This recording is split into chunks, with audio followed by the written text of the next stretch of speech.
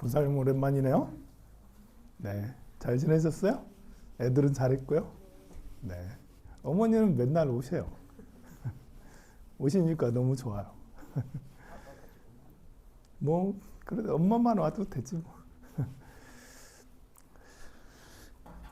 우리가 이제 우리 인생 최대의 목표는 뭐겠어요?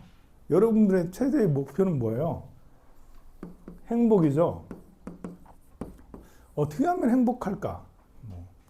그래서 돈도 많아야 되고 건강도 해야 되고 자식들도 잘 돼야 되고 뭐 부부 관계도 좋아야 되고 다 그런 거잖아요.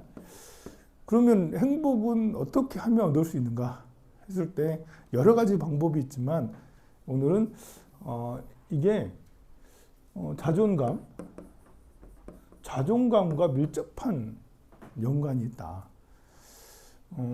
우리는 이제 마음을 가질 때 죄책감 또는 실망감, 좌절감이죠. 좌절감, 죄책감이나 실망감, 좌절감 다 나 때문에 이런 일이 생긴 것 같아. 뭐가 잘 안 되면 그런 생각 하잖아요. 또 뭐 우리가 뭐 이렇게 몸이 아파도 나 때문에 그런 것 같아. 이렇게 되면 죄책감이나 좌절감, 뭐 실망감이 들면 우울해지고 마음이 답답해지죠. 그리고 자존감은 어느 때 좋아지냐면 성공감이 자주 생길 때. 이걸 해봤더니 잘 돼. 저거 하니까 잘 돼. 아니, 내가 봉사를 하고 나니까 뭐 잘한 것 같아. 설거지를 하고 나니까 다른 사람들 그릇을 씻어주니까 좋은 것 같아. 그래서 설거지를 하는데 옆 사람하고 싸웠어. 그러면 이제 실망감, 좌절감인데 무사히 설거지를 잘 해냈어. 그러면 내가 해냈어. 여러분들이 법당에 와서 법당 청소를 열심히 했어. 1시간 동안 먼지 하나 없이 깨끗하게 했어. 그리고 나서 딱 보니까 아주 깨끗해. 내가 해냈네? 라는 성공감에 나는 괜찮은 사람이네. 라는 이제 자존감이 높아지는 거예요. 그런데 법당 청소 열심히 해놨는데 다른 사람이 와가지고 야, 이거밖에 안 돼? 왜 이렇게 지저분해? 이거 먼지 봐 먼지. 이러면서 스님 와가지고 혼내.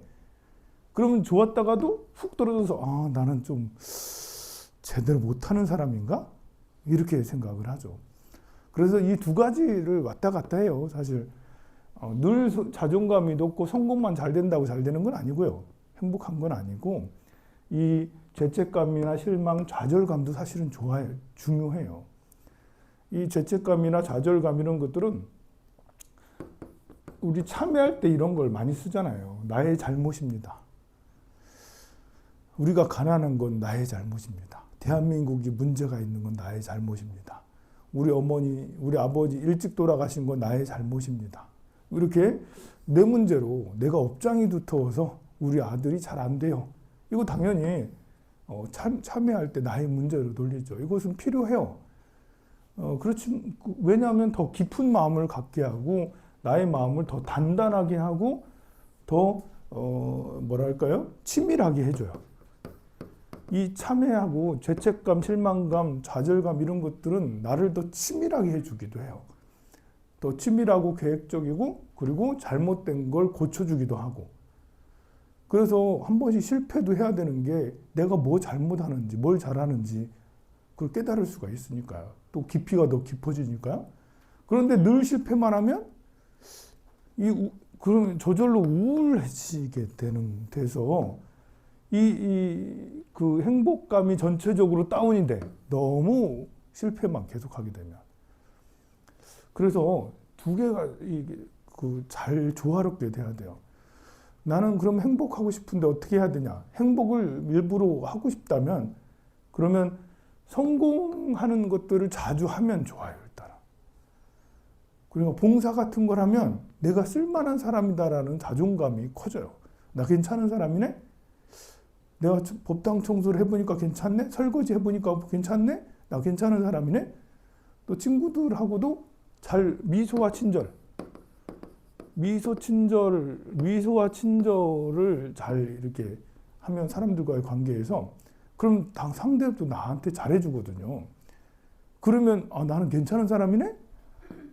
이제 내가 불행해지고 싶으면 사람들에게 욕하고 다니면 불행해져요. 이놈 저놈 욕하고 무시하고 다녀봐요. 맨날 싸우잖아요. 그럼 불행해진다고요. 그럼 반대로 칭찬해주고 친절하게 해주면 반대로 나도 기분 좋고 상대도 좋고 해서 좋아지게 되죠. 그래서 잦은 성공. 큰 성공을 가지면 우리가 엄청나게 행복할 것 같죠. 20억 로또 큰 성공이잖아. 그런데 성공의 기쁨은 그리 오래 가지 않아요. 제일 좋은 것은 잦은 성공이 중요해요. 조금 작은 성공이 계속 연이어되는 것은 참 좋아요. 잦은 성공은 연이어야 한다. 그래서 여러분들 집에 청소 자주 해라 이런 말 하잖아요. 집에 청소를 자주 하면 이거 내가 청소하고 나니까 깨끗하고 좋네. 이게 아주 작은 성공이거든요. 요리를 하는 것도 괜찮아. 된장국을 끓였더니 너무 맛있어. 맛없는지 맛있는지 모르겠지만 일단 맛있어. 내가 먹어보니까. 하다못해 라면을 끓여도 맛있어. 내가 끓이니까 너무 맛있네. 이렇게 화장실 청소하고 나니까 너무 깨끗하고 좋네. 이런 성공감. 분리수거를 하고 나니까 나 그래도 괜찮은 사람이네. 분리수거를 하면. 그 반대면 분리수거도 안 하지, 청소도 안 하지, 또 그리고 요리도 안 하지, 아무것도 안 하지. 그러면 집안이 막 흐트러져 있잖아요. 그러면 자존감이 떨어져. 내가 이거밖에 안 되나? 라는 이게 관계가 있는 거예요. 그래서 잦은 성공은 약간 부지런하고 잘 치우고 청소 정리 정도는 잘하고 사람과의 관계도 좋고 이러면 이제 잦은 성공이 돼요. 전화해서 기분이 안 좋을 때 전화해가지고 너 예쁘다, 너 어떻게 그렇게 스타일 훌륭해, 이렇게 하고 났더니 기분이 좋아져. 상대도 기분 좋아하고 내 말을 듣고 너무 행복해하니까 역시 마찬가지로 하는 거죠. 그게 안 되니까 이제 잘 안 되니까 요즘 애들은 인스타에 좋은 예쁜 사진, 명품 사진, 또 좋은 곳에 가서 맛있는 거 먹고 좋은 곳에 풍경 사진 찍어가지고 딱 올리면 얼마나 좋아요가 탁탁탁 누르는지 조회수가 얼마인지 거기 못 매잖아요. 그게 다 이 행복감하고 내가 괜찮은 사람이구나, 나는 이런 사람이구나 라는 것을 상대방한테 인정받고자 하는 그런 거거든요. 그런데 그거는 이제 사실 그런 방법은 중독성이 있어서 이게 그렇지 않을 경우는 마음이 다운되게 돼요. 저도 SNS를 하는 유튜버이기도 하고 페이스북에 글도 올린 SNS를 많이 하는 사람이에요. 올리면 1시간 한 번씩 봐. 1시간 한 번씩 누가 좋아요 눌렀나, 누가 댓글 달았나, 이거 할 짓이 아니에요. 그래 이제 누가 댓글이라도 달아주고 좋아요 많이 눌러주고 하면 마음 나 괜찮은 사람이야라고 하는데 아무도 댓글도 조회수도 없고 이러면 내 해봐야 아무 소용없네 이러면서. 그래서 유튜브를 하는 건 되게 좋은 것 같긴 하지만 자칫하다가는 실망감에 빠지. 10만 유튜버, 100만 유튜버 우는 잘하더만 하더만 나는 아무래도 10년을 해도 이제 100명, 200명 이렇게 조회수도 10회, 20회 이래 되면 내가 쓸모없는 사람이다. 그래서 그런 것들은 조절을 잘 해야 되는 것입니다. 스스로 조절을 해서 내가 마음이 다운되고 그랬을 때는 어디 가서 봉사 같은 걸 하고 또 좋은 사람하고 맛있는 걸 먹고 희희낙낙 재밌게 지내고 나오면 나 괜찮은 사람이네 라고 해서 행복감이 들기도 하죠. 근데 일부러 이제 우리는 참회를 해서 내 자신의 문제를 더욱더 적극적으로 해결하려고 하죠. 또 이렇게 기제를 지내는 것도 굉장히 내 자신에게 나는 괜찮은 사람이야 라는 그런 것에 큰 도움이 돼요. 우리 미용보살님도 오늘 열심히 이제 스님한테 법문도 들었지, 불공도 들었지, 우리 할머니, 할아버지, 또 아버님, 또 쟤까지 딱 해가지고 잔도 치고 이렇게 집에 갈 때 뿌듯해가지고 나 괜찮은 사람이네, 행복하네 이렇게 딱 느끼게 되잖아. 역시 보살님도 어머니도 마찬가지고. 그래서 이런 우리가 하는 이런 불공, 기재 이런 것들은 굉장히 우리 살면서 나에게 큰 도움이 되는 거예요. 정치적으로도 마찬가지예요. 이제 우리 우리나라는 일제 치하에 일제에게 강점을 당했죠. 우리나라가 잘못해서 일제 일제 식민지가 된 건가요? 아니면 일본의 제국주의적 야욕으로 인해서 식민지가 된 건가요? 우리가 잘못해서 일본에게 먹힌 건가요? 아니면 일본이 너무 세가지고 욕심이 너무 많아가지고 일본에게 우리가 먹힌 건가요? 네. 이게 우리가 이런 원리를 잘 이해를 해야 돼요. 우리가 잘못했다라는 것도 맞죠. 당연히 우리가 잘못한 거 맞아요. 우리 조선 시대 어떻게 정치 상황이, 외교 상황이 정말 말이 아니거든요. 조선 시대 때 제일 잘했던 건 세종대왕 시절이에요. 그때는 군사력도 좋아가지고 그 대마도 정벌도 막 하고 막 그랬어요. 그런데 그 이후로는 군사력을 전혀 기르지 않아요. 명과 같이 잘 지내면서 우리가 군사력을 기를 필요가 없었어요. 고려시대 때는 거란이라든지 뭐 금나라든지 이런 거대 위에 이제 북쪽의 거대 국가랑 서로 대치하고 있다 보니까 우리가 군사력을 세게 기를 수밖에 없었어. 근데 조선시대가 되니까 그럴 필요가 없는 거예요. 한 번씩 일본에서 왜구들이 몰려오긴 하는데 그거 정도만 이렇게 물리칠 정도만 돼서 그래서 군이 필요가 없었어요. 그러다 보니까 임진왜란이 생겨서 크게 당하는 거죠. 그 이후에 다행인지 불행인지 임진왜란 1599년도에 끝나거든요. 7년 정쟁하고. 그리고 나서 외놈들이 쳐들어오질 않아. 왜구들이 별로 쳐들어오지 않아. 도쿠가와 이에야스 가문이 이게 저 조선으로는 별로 가고 싶지 않다 해서 그 이후 200년 동안 한 번 거의 올라와서 이렇게 약탈을 해가지를 잘 안 해요. 그래서 어떻게 됐죠? 우리는 청나라랑 잘 지냈죠? 일본은 우리 쳐들어오지 않죠? 군대가 필요가 거의 없었던 거예요. 그리고 군대 양성을 거의 하지 않았어. 그러니까 나중에 이제 고종 되니까 영조, 정조 지나서 고종쯤 되니까 이제 군대가 진짜 없는 거예요. 어떻게 됐죠? 일본에게 그냥 주권을 잃어버렸죠.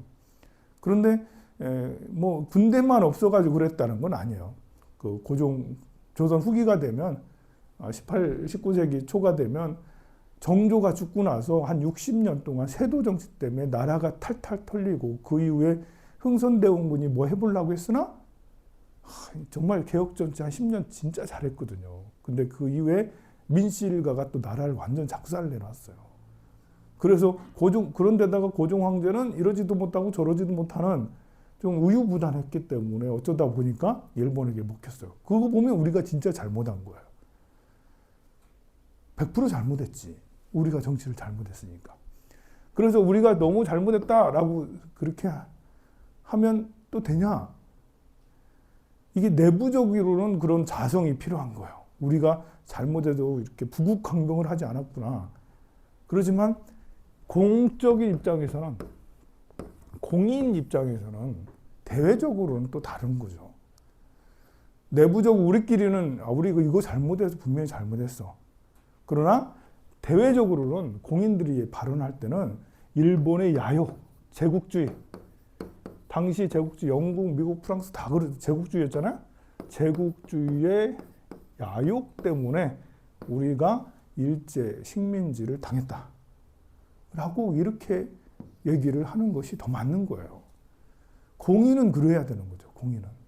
공인이 우리가 잘못해서 그랬어요. 이렇게 하면 이게 무슨 느낌인지 알죠? 공인은 왜 그래야 되는지. 공인은 우리나라를 발전해 나가고 우리 정치적으로 이렇게 외교적으로 뭘 해내야 되는 사람이에요. 그러면 우리가 우리의 문제로 조선의 문제, 공인이 조선의 문제로 이렇게 했다라면 우리가 일제하고 왜 일제는 그러면 어떻게 생각하겠어요? 우리는 잘못 없네. 얘들이 약해서 우리가 그냥 가서 근대화를 시켜줬을 뿐이야.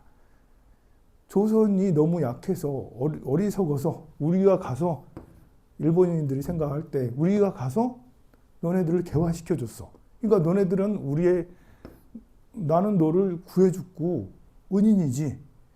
이렇게 생각하기가 쉬운 거예요. 그래서 공인은 내 잘못이 있어도 내 잘못을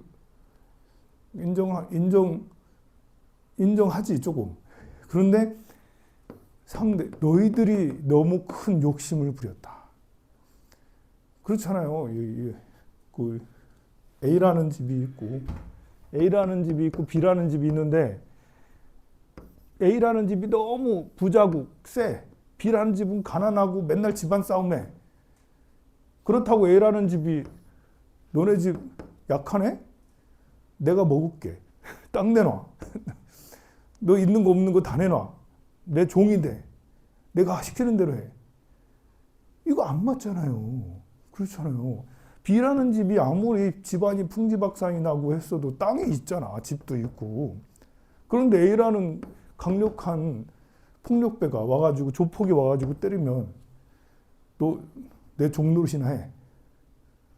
먹을 건 내가 보장해 줄게. 야, 내 밑으로 들어오면 그래도 먹을 수 있어. 너네들끼리 살 때는 먹을 것도 없어가지고 굶고 살았잖아. 그래, 내가 그래도 내 말 시키는 대로만 하면 먹을 거니씩 해결해 줄게. 이런 거잖아요. 어떻게 된 거예요, 그러면? 누가 잘못한 거죠? 이 A라는 이 힘센 놈이 쳐들어온 게 잘못한 거잖아요. 그렇지만 B라는 집안에서는 우리가 힘을 기르지 않아서 그런 거지. 라고 그렇게 자정하면서 자기 탓도 해야 되는 거고. 그래야지 발전하니까. 그렇지만 대외적으로는 법적으로는 어떻게 해야 되는 거죠? 법적으로는 보상 책임을 내야죠. 너는 폭력배다. 너는 감옥 보낼 거야. 대법원까지 가야지. 싸워야지. A라는 이놈들이 불법으로 우리를 점거해서 우리를 식민지화했다. 우리를 종으로 만들었다. 했으니 법적으로 당연히 법적으로 가면 이 공인은 법적인 책임을 지는 사람들이잖아.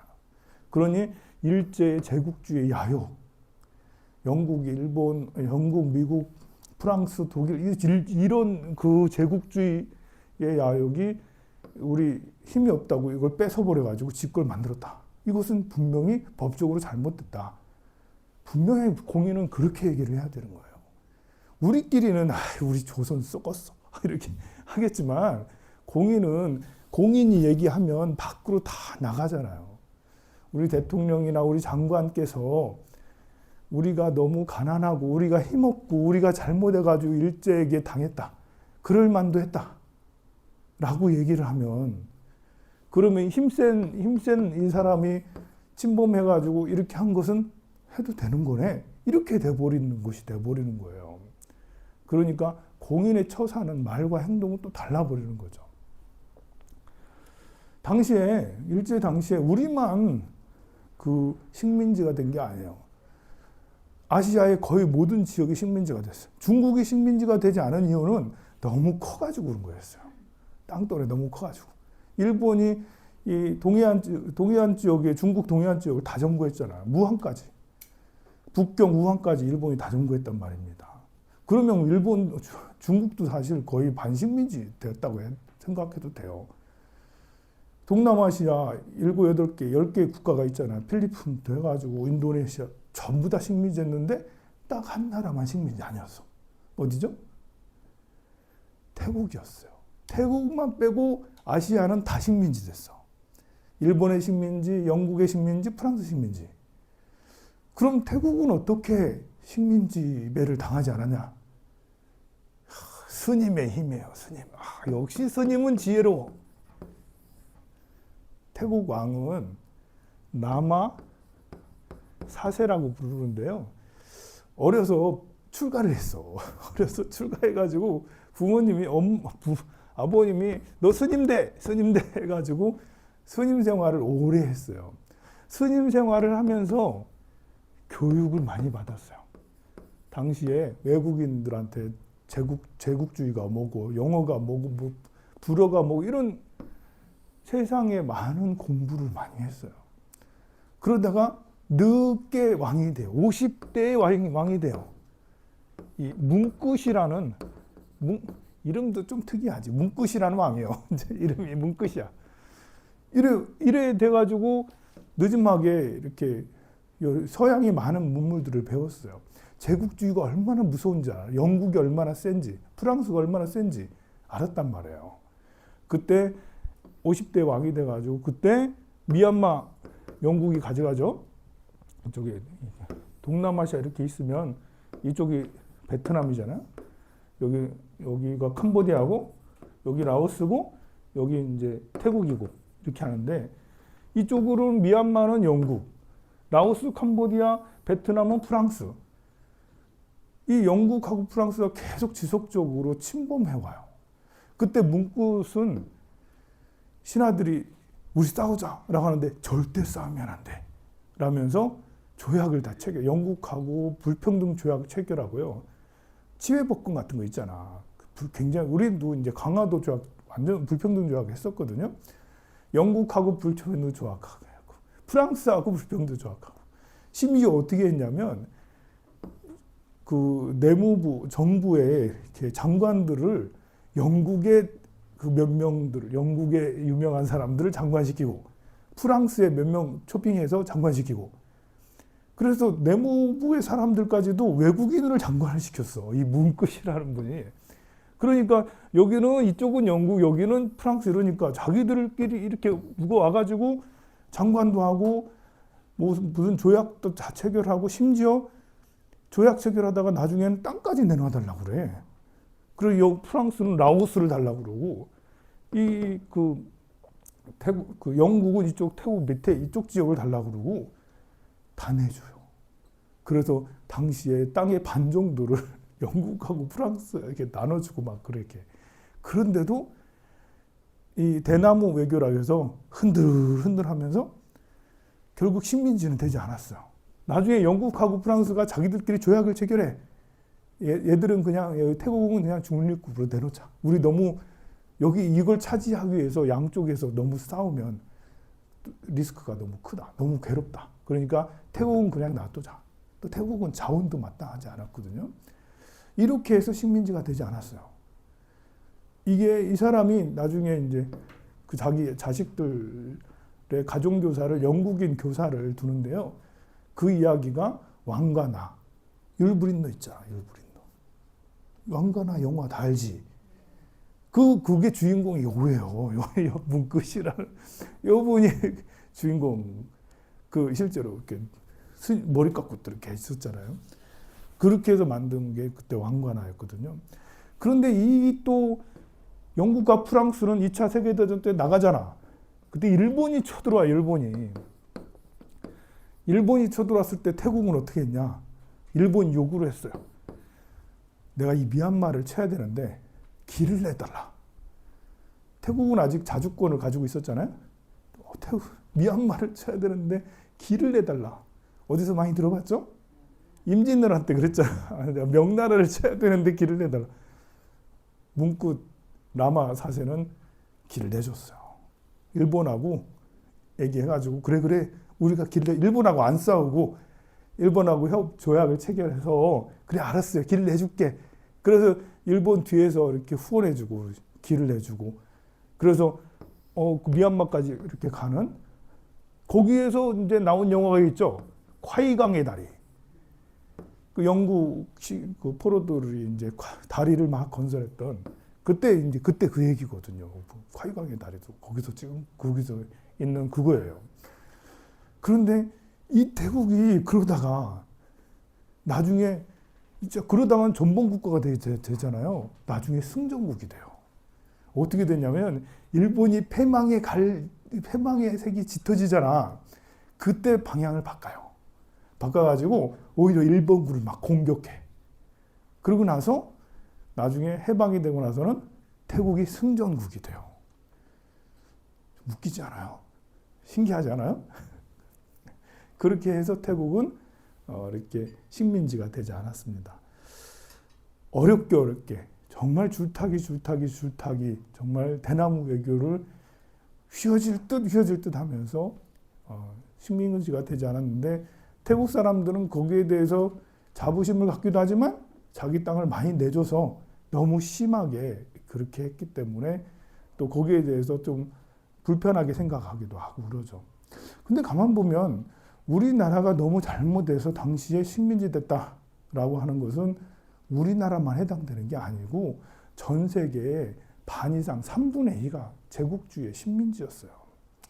우리나라가 잘했다라는 건 아니에요. 잘못하긴 했는데 그냥 당시에 그냥 정신 못 차리고 있으면 다 식민지 됐었다. 거의 모든 나라가. 거기에 우리 조선도 있었다. 우리가 이제 많이 듣는 이야기가 식민지 근대화론이죠. 근대화론. 식민지를 했는데 일본이 우리나라를 많이 발전시켜줬다. 그래서 지금의 대한민국이 있는 거다. 정말 그럴까? 일단은 식민지가 되고 나면 발전한 건 맞아요. 이렇게 생각하면 돼. 우리 집이 너무 찢어지게 가난해가지고 저 부잣집 종으로 갔어. 잘한 건가요? 잘못한 건가요? 부잣집 종으로 가면 옷도 잘 입혀주고 잠도 잘 재워주고 그리고 먹을 것도 나름 풍부하게 먹을 수 있어요. 그래서 부잣집 종으로 갔어. 잘한 건가요? 경제력이 좋아졌잖아. 경제력. 근데 나만 생각하면 그럴 수 있지만 자식도 있고 후손도 있는데 대대로 종이 되면 돼요, 그게? 일단 자주권을 뺏기면 자유가 없잖아. 이게 우리 종된 우리 주인님이 훌륭하신 황산스님처럼 훌륭한 스님이, 훌륭한 분이 주인이 되면 밑에 있는 종도 행복하겠죠. 근데 이건 내가 선택하는 게 아니잖아요. 일단 그 집안이 종이 되면 그 집 아들은 폭군일 수 있어요. 그럼 나는 맨날 얻어맞을 수 있고. 내 자유의지, 주인이 좋으면 몰라도, 그렇지. 주인이 좋을 확률이 없지. 제국주의가. 일본이 좋았어요? 아니거든요. 수탈을 했거든요. 수탈을. 엄청난 수탈을 했어요. 당시에 매년마다 평균 3.5%씩 성장했다라고 그래요. 그래서 평균 3.5%씩 성장을 시켜줬으니까 조선은 잘 성장한 거다라고 하지만 평균 3.5%씩 성장하면 그 열매는 누가 가져가요? 당시에 일제의 일본이 70만 명을 살았다라고 그래요. 조선 땅에.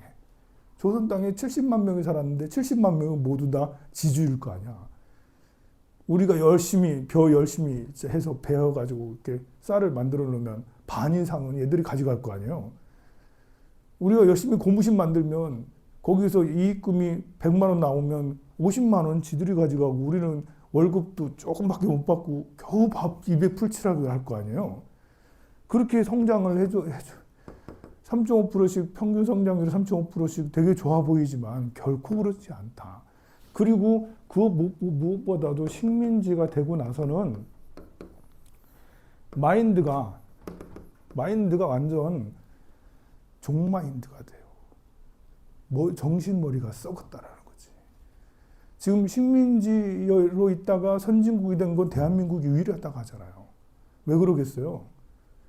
이 사람들의 마음속에는 식민지 되었던 사람들의 마음속은 썩었어. 그래서 종의식, 선민의식이라고 해야 되나? 뭐 이런 마이너 의식들이 자리 잡고 있는 거예요. 마이너 의식들을 가진 사람들은 지들끼리 싸우잖아. 우리 부모님과 할머니, 할아버지들 집안 살림이 어땠는지, 집안 가족 살림이 어땠는지 여러분들 기억하잖아. 맨날 치고받고 술 먹고 와서 맨날 때리고 싸우고 행복한 가정은 10%밖에 되지 않아. 나머지 90%는 가정이 정말 맨날 싸우고 이상해요, 보면. 왜 그런 거겠어요? 다 요것 때문에 그러는 거예요, 이 마인드. 식민지를 겪고 난 다음에 마인드는 자존감이 푹 떨어져 있어요. 우울증을 겪고 있는 사람 옆에는 안 가는 게 좋죠? 알죠, 여러분들 왜 그런지? 우울증 겪고 있는 사람 옆에 가면 골치 아픈 일이 많이 생겨요. 어지간히 심지가 굳지 않으면 거기서 살아남기가 어려워. 우울증을 겪는 사람 옆에서는 길어봐야 1년, 2년이에요. 같이 관계하기가 어려워. 별거 아닌 걸로 썩내고 질투하고 화내고 대책 없어요. 대책 없어. 나중에는 원수돼. 원수돼. 안 겪어봤어요? 여러분들은 훌륭하시군요. 다 그렇다는 건 아니에요. 우울증 있는 사람 모두 다 나쁘다는 거 아니에요. 그럴 확률이 높다. 그런 것처럼 식민 지배를 겪은 민족의 이런 마인드, 정서가 참 난감합니다. 정서가 매우 질이 좀 더. 우리는 그걸 다 극복하고 6.25까지 이런 걸 다 극복하고 교육의 힘으로 또 경제의 힘으로 여기까지 왔어요. 여전히 안 좋아가지고 여전히 여당 야당 이래가지고 보수 진보 이러면서 엄청 싸우고 사람들 아직 뭐 골치 아픈 게 많아요. 자, 그래서 식민지 근대화론 이래가지고 일제가 우리를 더 발전을 시켜줬다라는 것은 진짜 터무니없는 말이다. 우린 당했다. 그 이후에도 굉장히 이승만 정권 때 고전을 면치 못했고 박정희 정권 초반에도 진짜 고전을 면치 못했습니다. 등등의 여러 말씀들이 있는데요. 시간도 됐고 또 우리 제 기재도 또 모셔야 되고 또 할머니 할아버지 또 아버님 언제 돌아가셨어요? 오래됐네? 16년? 그럼 2000 몇 년에 돌아가셨네? 자, 그럼 기재를 모시도록 하겠습니다.